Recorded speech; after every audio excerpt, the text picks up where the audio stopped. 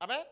They are not opportunists. Mereka itu bukan orang God yang suka gave cari him 2 kesempatan. times. Tuhan kasih Daud 2 kesempatan. God wanted to test his heart. Kenapa? Karena Tuhan ingin menguji hati Daud. That means Artinya, when will you receive the fear of jadi God? kapan saudara akan memiliki takut akan Tuhan? When your heart will tell you, Pada waktu hati saudara bisa I memberitahukan cannot do kepadamu, this saya nggak boleh yaitu lakukan yang ini. because it hurts my Kenapa? God. Kalau saya lakukan ini, itu bisa menyakiti hati Allah. Amin. Amen.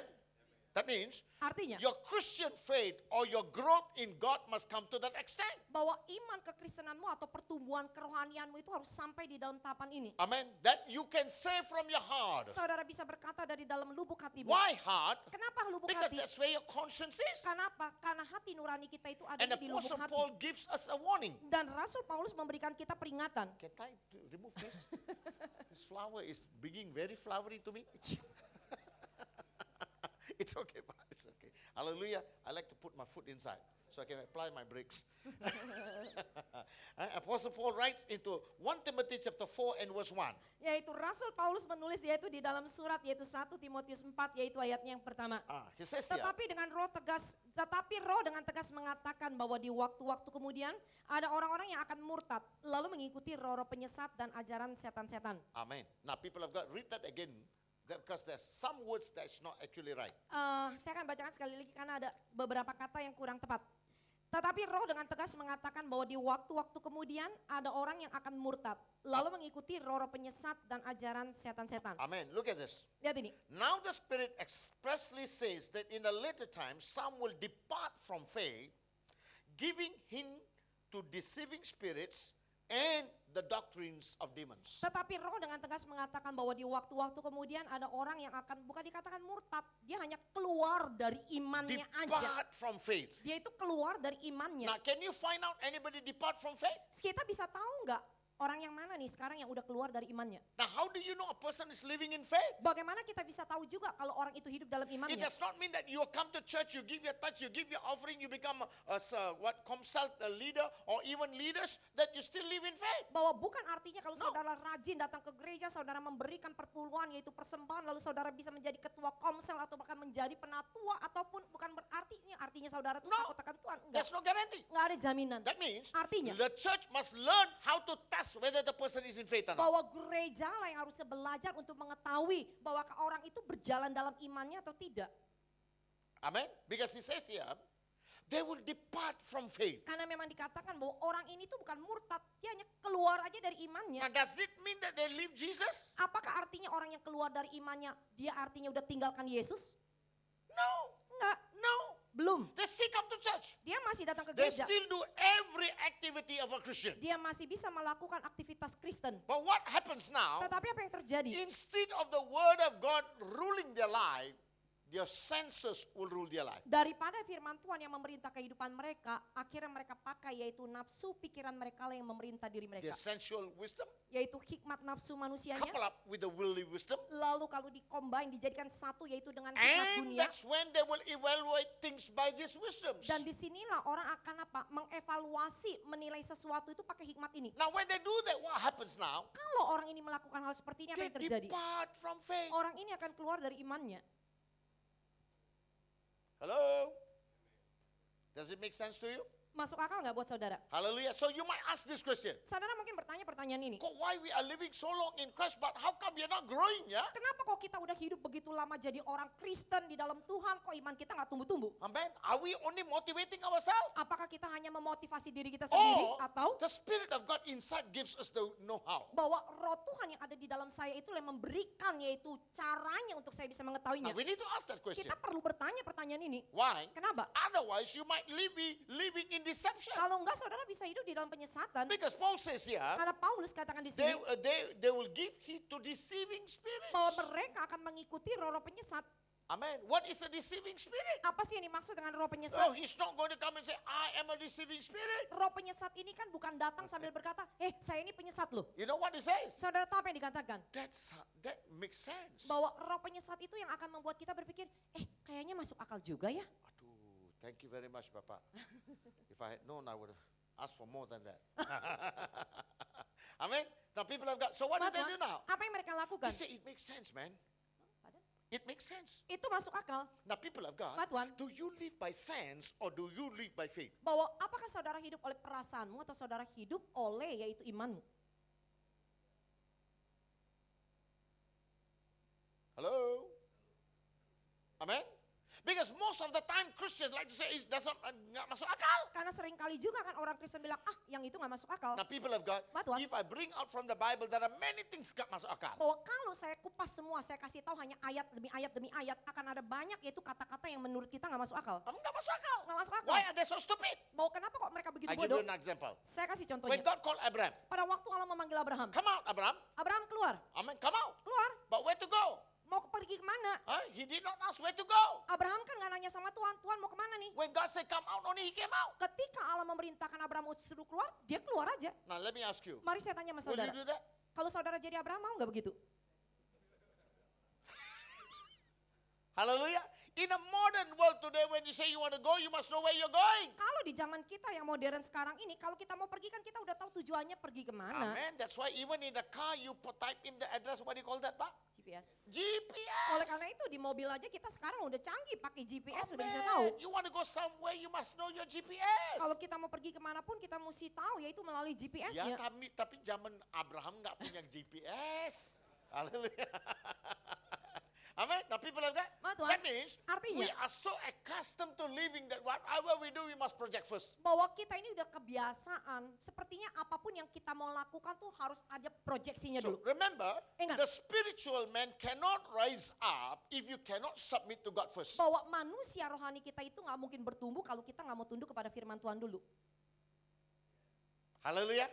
So the question is, Pertanyaannya, how many percent are you willing to submit to God's word? berapa persen yaitu dari firman Tuhan ini yang saudara mau I tundukin? believe every one of us submit to God to some certain extent. Yaitu saya yakin bahwa kita semua ini percaya yaitu tunduk kepada Tuhan itu tuh sampai batasan tertentu. Tetapi Can you measure how long? bisa nggak kita ukur berapanya? Can you say that God says, no, I cannot do it?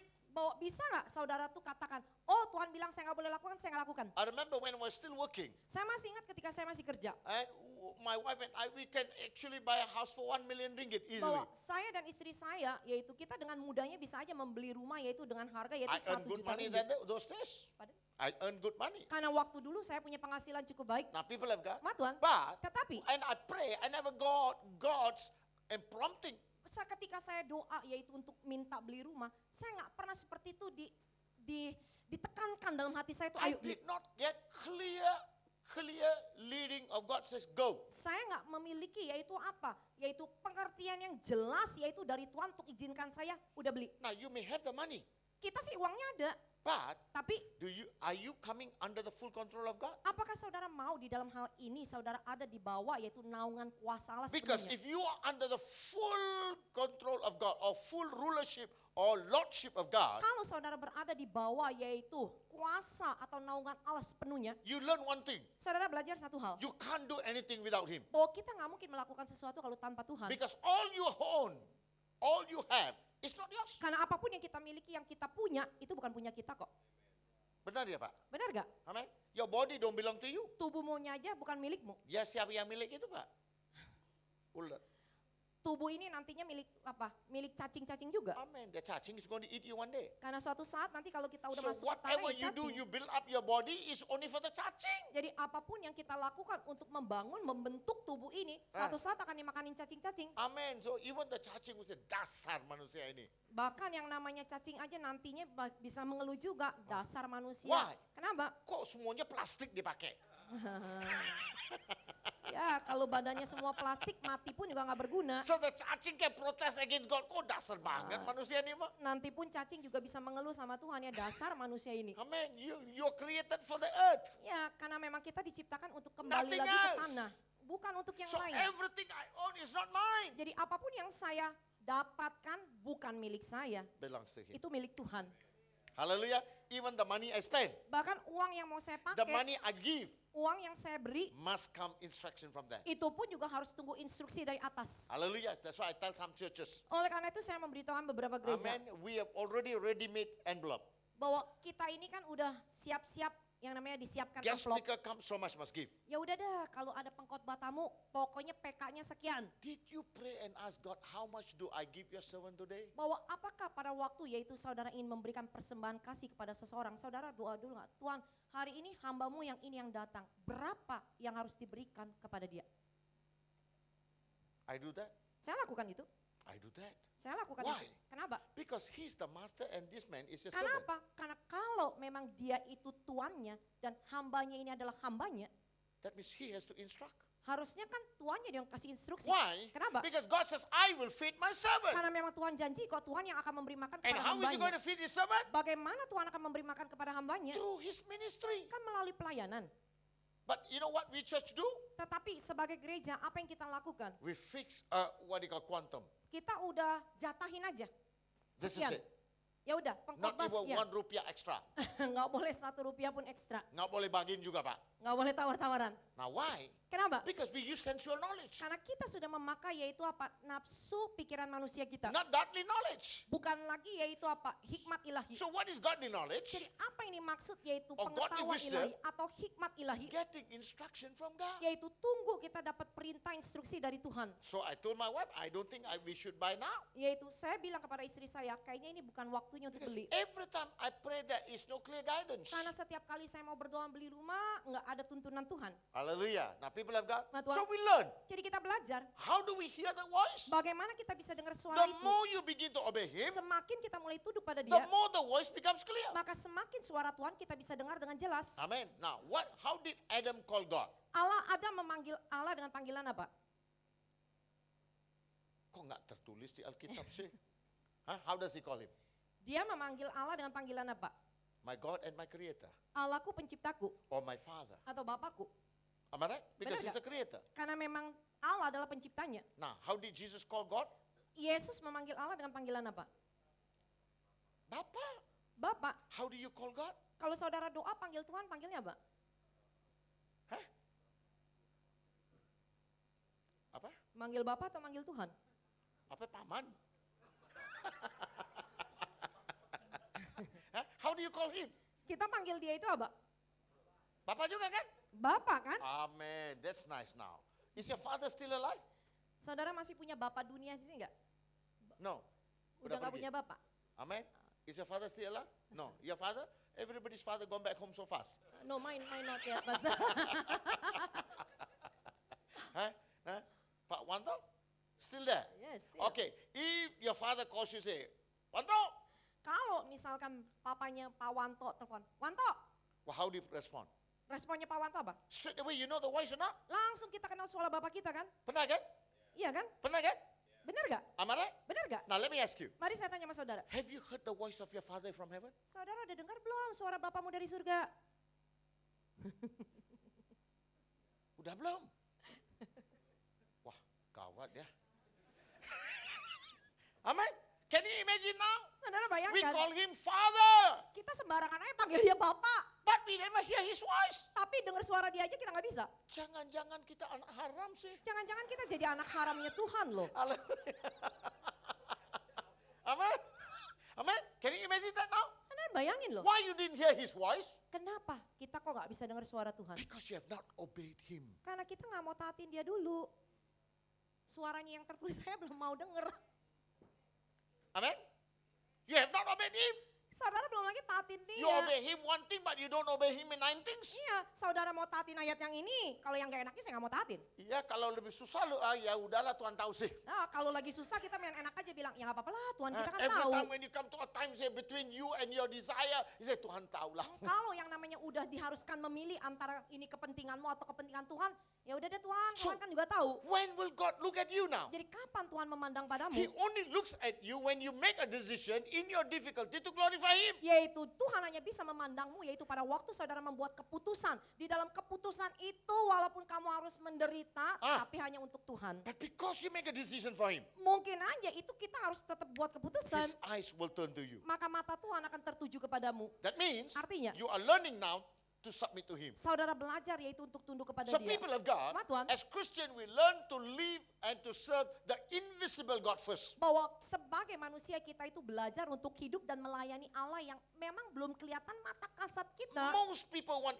what they call miracles. Kebanyakan orang maunya mujizat. Now, it's not wrong. Nggak salah, It's not wrong. nggak salah. You should desire for Memang miracles. kita harusnya merindukan atau mendapatkan But when mujizat. will the miracle come now? Tetapi kapan mujizat itu akan When datang? does miracle happen to you all the time? Kapan juga mujizat itu bisa terjadi To padamu setiap believe the waktu? impossible, Yaitu untuk percaya kepada yang mustahil. one must see the invisible. Yaitu orang harus bisa melihat yaitu yang nggak kelihatan dulu. Amen. If you want to believe in the impossible, Kalau saudara mau percaya sesuatu yang mustahil, one must see the impossible, the invisible. orang itu tuh harus bisa melihat sesuatu yang nggak kelihatan mata kasatnya Now, dulu. what is the invisible? Apa yang tidak terlihat mata kasatnya? That's what we saw in 1 Corinthians 2:9. Dan itu yang kita lihat tadi yaitu di dalam surat 1 Korintus 2 ayat yang Your ke-9. eyes have not seen, Mata kasat kita belum your lihat, ears have not heard, telinga kita belum it has dengar, not entered in your belum heart. lagi masuk ke dalam hati So kita. which means Artinya, you are able to see the invisible. saudara itu mampu untuk melihat yang gak How kelihatan. does the invisible come? Bagaimana yang tidak kelihatan ini jadi When you nyata? submit to God and you pray, Yaitu waktu kita tunduk kepada Tuhan dan berdoa. and it appears. Lalu itu jadi nampak.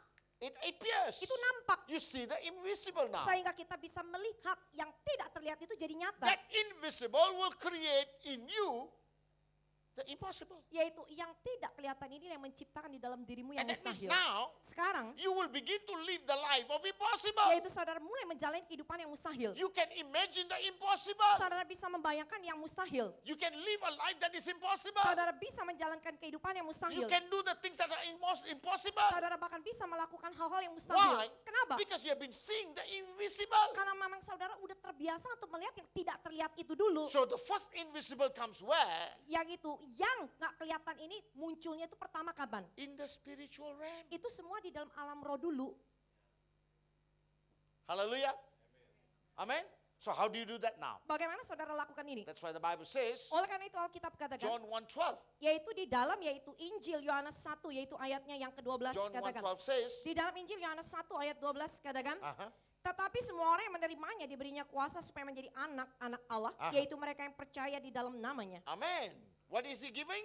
Apa yang Tuhan kasih? He gives them the power to become the sons of God. Dia diberikan kuasa untuk menjadi anak-anak Remember, Allah. Ingat, when you become a Christian pada waktu saudara menjadi Kristen and when you begin to obey God, dan waktu saudara mentaati Tuhan, God says, I will give them power. maka Tuhan katakan, aku akan memberikan orang itu kuasa. So that means a Christian who live in this world, Artinya orang Kristen yang hidup di dunia they ini, live by the power of the living God. mereka hidup yaitu dengan kuasa Allah yang hidup. And what is the power? Dan apa kuasa ini? The power that Adam lost in the Garden of Eden. Yaitu kuasa yang mana Adam itu sudah hilangkan pada waktu di Taman Eden. So how is God going to transfer back to you? Bagaimana Tuhan akan pindahkan atau berikan kembali kepadamu? So many people think I become a Christian, I can imagine the impossible. Jadi banyak orang berpikir, begitu saya jadi orang Kristen, saya bisa bayangkan yang mustahil. Yes. Ya. It starts the impossible. Yaitu itu dimulai dari yang Because mustahil. salvation itself is an invisible things that happen in your life. Kenapa? Karena keselamatan itu sendiri adalah hal yang tidak kelihatan nyata oleh mata kasatmu. I mean that will change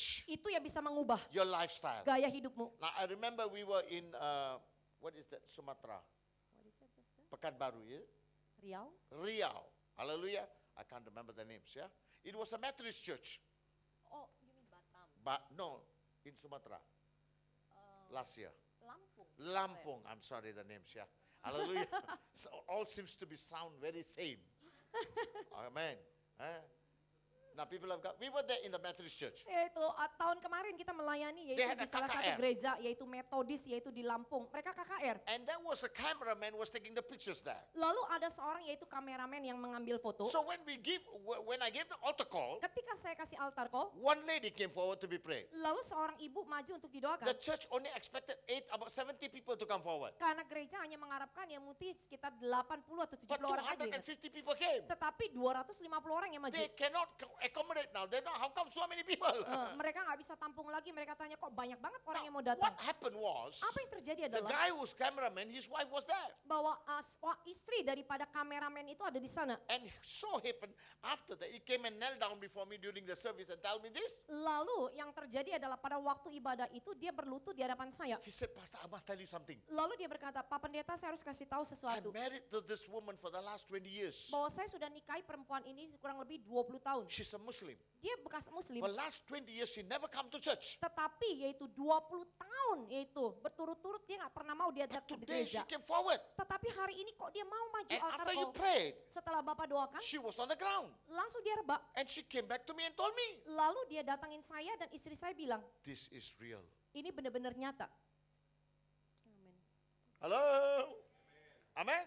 Now people have got, Ma Tuhan. she said, this is real. Dia bilang ini nyata. Why? Kenapa? She met the invisible God. Kenapa? Karena istrinya sudah menjumpai yaitu Allah yang tidak terlihat. Amen. The invisible God came to her. Yaitu Allah yang tidak terlihat mata kasat itu masuk ke dalam dia. Now, what will happen now? Apa yang terjadi? Because the invisible came into her, Oleh karena yang mustahil ini yang tidak she terlihat ini can masuk ke now dalam dia. imagine the impossible. Sekarang dia bisa membayangkan yang mustahil itu. So if you have tasted the invisible, Kalau saudara udah mencicipi yang tidak your terlihat, yang mind can be mustahil, renewed to understand the impossible. artinya pikiran saudara bisa diperbarui untuk bisa mengerti yang mustahil itu. Hallelujah. Now people have got, Ma Tuhan, now this is what happens now. bahwa ini yang terjadi. So that means Artinya, the impossible will happen bahwa yang mustahil ini terjadi, starting from how much you obey God. itu dimulai dari seberapa saudara tunduk kepada Tuhan. Hallelujah. Now people have got, Ma Tuhan. how much do you actually submit to God's word? Seberapa sebenarnya saudara tunduk kepada firman And Tuhan. every crisis of your life, Dan setiap kali terjadi krisis dalam and kehidupanmu, every juncture where you have to make a decision between yourself and God, dan setiap kali saudara ada di persimpangan jalan yaitu antara membuat keputusan untuk dirimu sendiri atau Tuhan, what do you do now? apa yang mau saudara lakukan? That will determine Karena itulah yang akan menentukan whether you will have the wisdom of apakah God. saudara memiliki hikmatnya Allah atau tidak. Because Karena the fear of the Lord takut akan Tuhan is the beginning adalah of wisdom. permulaan hikmat. God will just begin to give you wisdom. Tuhan baru saja mulai memberikan hikmatnya kepadamu. And that means Artinya, more and more wisdom lebih-lebih lagi hikmat will be imparted in your life akan diimpartasikan ke dalam kehidupanmu. according to your obedience to God's word. Hikmat itu hanya bisa diimpartasikan menurut ketaatan kita kepada And firman-Nya. that is what Jesus had to inform the people. Dan oleh karena itu Yesus harus memberitahukan kepada orang-orang. Now people have got, Ma Tuhan, I want to jump a little bit higher. saya mau masuk lebih dalam lagi. Amen. Now people have got, Ma Tuhan, why? kenapa? Because I thought I already covered this a little bit elementary in the last service. Karena saya pikir saya sudah yaitu mengcover semua ini yang baru dasarnya aja yaitu di ibadah yang dulu. Now I want to take you to two men who fears God. Yaitu saya ingin membawa saudara lihat yaitu dua The orang yang takut subject akan is Tuhan. actually these two men today. Yaitu subjeknya sebenarnya adalah cerita dua orang ini. Two men who fear God, Dua orang ini takut Tuhan, but their fears of God were different in its nature. tetapi yaitu takut akan Tuhan di dalam dua orang ini, itu tuh dua-duanya tuh di dalam yaitu sifat yang berbeda. Amen. Although they fear God, Walaupun dua-duanya takut akan but they were Tuhan, different, tetapi mereka and berbeda. the wisdom imparted to them was different. Sehingga yaitu hikmat yang diimpartasikan kepada dia itu pun berbeda. I take you to one man now. Saya bawa saudara lihat satu orang. Job chapter 1 verse 1. Yaitu di dalam yaitu kitab Ayub 1 ayat yang pertama. Now this is what it says here. Ini dikatakan, ada seorang laki-laki di tanah Uz bernama Ayub. Orang itu saleh dan jujur, ia takut akan Allah dan menjauhi kejahatan. So the definition of the fear of God. Yaitu definisi daripada takut akan Tuhan untuk Ayub. In Ayub's life, Di dalam kehidupan Ayub, he feared God, dikatakan Ayub takut akan Tuhan. shun evil. Dan dia itu menjauhi kejahatan. Amen. Now, would you know between what is right and wrong? Apakah saudara tahu perbedaan antara benar dan salah? Would we know basically what is right and wrong? Apakah kita bisa tahu yaitu secara dasar mana sih yang benar, mana yang salah? In the natural realm, Di dalam yaitu alam, yaitu alami ini, if you watch carefully, kalau saudara perhatikan dengan the teliti, world is always telling you what is right and wrong. bahwa dunia itu selalu memberitahukan kepada kita mana yang benar, mana yang salah. Am I right? Benar gak? So basically the world is playing police and thief. Jadi sebenarnya dunia itu bermain seperti apa? Polisi dan juga yaitu apa? Penipu. Am I right? Police and thief. Ya, seperti pencuri do dan wrong? polisi. Kalau Look at kamu you. berbuat salah ya saya tangkap kamu. I mean, that means Artinya, you cannot say, oh, I didn't know about it. jadi kita nggak bisa pakai alasan, kan karena saya nggak tahu. Amen? Am I right? Benar gak? You guys look very uptight. Amen? So people of God. Ma Tuhan, So that means artinya the underscore of the beginning of the fear of God is between what is right and what is wrong. yaitu garis bawah, yaitu daripada yaitu takut akan Tuhan, yaitu antara pada waktu kita tahu perbedaan yang mana yang benar, yang If mana you yang know salah. what is right and you do what is right. Kalau saudara tahu yang benar, saudara kan melakukan yang benar. But if you know what is wrong and you do it, Kalau saudara tahu itu udah salah tapi saudara masih lakukan, what does that mean now? maksudnya apa? You don't fear God. Saudara kan nggak takut Tuhan. But outrightly we won't say that. Biasanya kan kita nggak mau ucapkan atau bilang seperti itu. Amen. We won't say that. Kita nggak mau bilang We seperti itu. will say the sitcom. Bahwa kita selalu bilang, ya mesti lihat sikonnya dong. Or you will say, but this is Indonesia. Hello? Amen? Now, people of God, Ma Tuhan, why this is important? kenapa kok ini penting? Because this will determine whether you're walking in the spiritual realm with God in the wisdom of God. Karena ini akan menentukan apakah saudara berjalan yaitu di dalam alam roh, yaitu bersama dengan Allah di dalam hikmatnya Allah. Why? Kenapa? Because the Bible says in the book of Romans, Karena Alkitab katakan yaitu di dalam yaitu surat Romans Roma, 8:14, if I'm not yaitu di mistaken. dalam yaitu Roma 8 ayat 14, walk in the spirit. Right, keep that. Semua orang yang dipimpin roh Allah adalah anak Allah. Hallelujah. What is that? Apa yang dikatakan? As many as led by the Spirit of God Yaitu sebagaimana banyaknya orang yang dituntun oleh roh Allah, are the mereka children of itulah God. yang disebut sebagai roh Allah, Now roh remember, anak Allah. Ingat, you are first in John 1:12. pertama-tama kan saudara ada di dalam status You Yohanes become 1 the ayat sons of 12, yaitu saudara menjadi anak Allah. Now the Bible says, Sekarang Alkitab katakan, the moment when you begin to submit to God's word more and more and more, begitu saudara mulai tunduk kepada firman Tuhan lebih dan lebih lagi, you are not led by your own intelligence. saudara tidak lagi yaitu dituntun oleh yaitu kepinteran otakmu You sendiri, are not led by the market's forecast. yaitu saudara tidak yaitu dituntun oleh yaitu kondisi yaitu pasar, You are not led by the wisdom of the world. dan saudara juga tidak dituntun oleh hikmat dunia. Now, Sekarang the Spirit of the living God bahwa roh Allah yang hidup will lead your life. yang akan menuntun kehidupanmu. Hallelujah. Amen. Now, these are the sons of God. Inilah yang disebut sebagai anak-anak Allah. These are the sons who have got power now. Bahwa inilah anak Allah yang memiliki kuasa. Amen. Because the children, babies don't have power. Karena kalau saudara sebut yaitu children, anak kecil mana punya kuasa. But you need to grow up to become the sons Tetapi now. saudara harus bertumbuh untuk menjadi dewasa. So when you di dalam become Tuhan. sons now, Kalau saudara udah jadi anak gede, you have power now. saudara punya kuasa. Because God will transfer his power to you. Karena Tuhan akan memindahkan kuasanya kepadamu. Why? Kenapa? Because you are the sons of God now. Karena saudara udah menjadi Now, anak-anak when do Allah. you become the sons of God? Pada waktu saudara menjadi anak-anak Allah, When do you become? kapan saudara menjadi anak Allah? Is when you begin to now submit to God's word Yaitu pada waktu saudara mulai tunduk kepada firman and Tuhan. begin to grow. Dan saudara mulai bertumbuh. Begin to grow. Mulai bertumbuh. Meaning what? Artinya apa? You begin to learn to hear the voice of God. Saudara mulai belajar yaitu untuk mendengarkan suara Tuhan. You begin to learn to differentiate in your mind to be able to what you call discern between the things of God and the things of the world. Saudara mulai yaitu memiliki kepekaan di dalam yaitu pikiran rohmu itu yaitu ini yang berasal dari Tuhan atau bukan. Amen. Are you with me, people?